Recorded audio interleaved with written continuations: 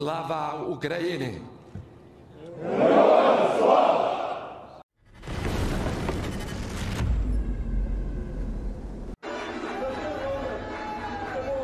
And we have some breaking news here.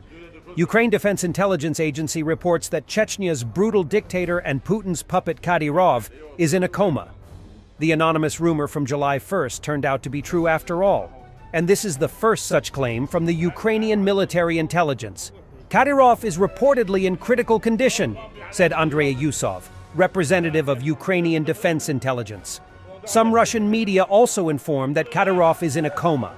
Mr. Yusov said that some of Kadyrov's illnesses have intensified, and that's why he's in a critical condition. He added that this information gets confirmed from various sources. He's been sick for a while, and it's about systematic health problems. But he's been in a bad state for the last few days, Yusov added. Well, it was just a matter of time, we suppose. То, что вы вели против санкций моей матери, этого я вам не прощу, Дон. Я пойду на все, Дон. And fascinating stories of emergency missile dumps are becoming routine in Russia. On August 11th, a Russian missile exploded in Tula region. It turned out to be a hypersonic complex Kinzhal worth 250 million rubles or $2.6 million. The Russians lost this missile on August 11th during an early morning attack on an airfield in the Ivano-Frankivsk region. Then one of the MiG-31Ks simply dropped the missile allegedly due to an abnormal system malfunction. By all accounts, the missile was not even searched for.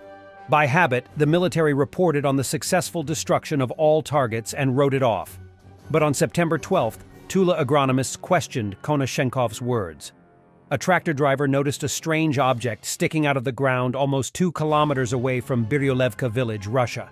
The elite of the region's security services and the manufacturer's representatives were immediately called on the spot of the X-47 M2 falling.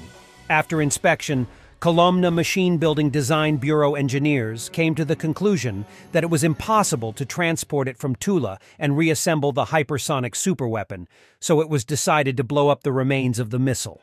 7 buses and a couple of hundred military men were needed to evacuate the locals. They were not allowed to take their pets with them.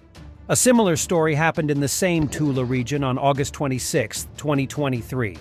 Blind safety aerodynamic cap of the nozzle block of the boost solid propellant stage of the Kh-47 M2 Kinzhal aeroballistic missile fell near the village of Mazalki in the Alexin district of the Tula region. According to Russian telegram channels, the fall of the missile element was caused by the fact that the launch from the suspension unit of the MiG-31K carrier aircraft against one of the Ukrainian facilities in Khmelnytsky or Kiev region was carried out from the area of Yasnogorsk. Russian citizens should think hard about what else may suddenly fall on their heads. Europe has been invaded by barbarians. We are fighting for a free Europe, Russian propagandists say.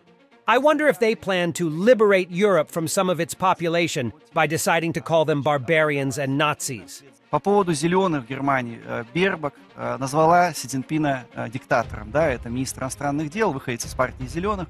Соответственно, зеленые не только традиционно антирусские, антироссийские, значит, абсолютно, это и антикитайские силы. Постоянно из их уст какие-то антикитайские заявления сыпятся, и вот теперь, значит, оболгала Си Цзиньпина вслед за Байденом, своим хозяином де-факто. То есть в этом тоже есть определенная логика, да, когда, соответственно, и антироссийские, и антикитайские, значит, силы вот выступают примерно синхронно в своих заявлениях. Действительно, они не хотят, чтобы Европа вышла из орбиты влияния Соединенных Штатов, потому что и Китай, и Россия выступают за стратегическую автономию Европейского Союза. Когда бы там не было бы, скажем так, НАТО, не было бы контингентов оккупационных войск США и так далее, и тогда Европа будет свободной и процветающей, у нее будет относительно конкурентно дешевый газ, у нее будет продовольствие, у нее будет нефть, она будет попадать туда не через Индию, она будет попадать туда напрямую, у нее будет доступ к китайскому рынку, у китайцев будет доступ к европейским технологиям. За свободную Европу на самом деле мы боремся ведь за свободную Европу. Мы, в принципе, тоже часть этого большого цивилизационного континента, но его захватили варвары. Occupied Kamyanka, a Russian stronghold, is reportedly hit.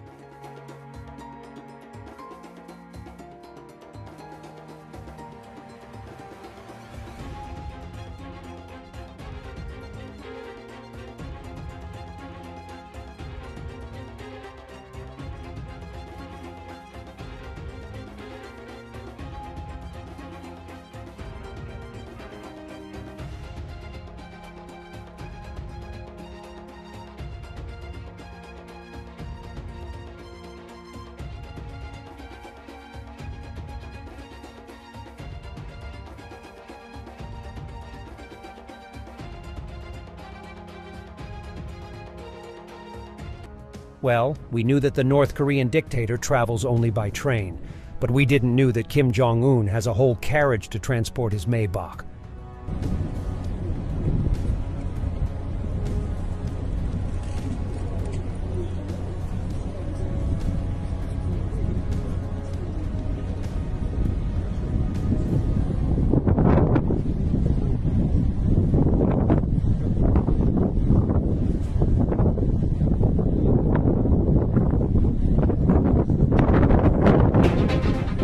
Thank you, Portugal.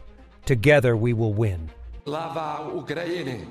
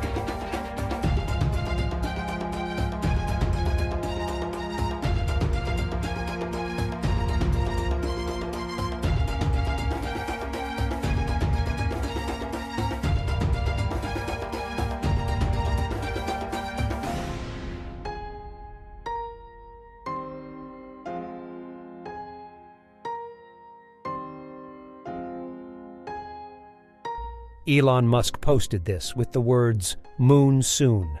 Raptor engine demonstration of a descent burn to the lunar surface."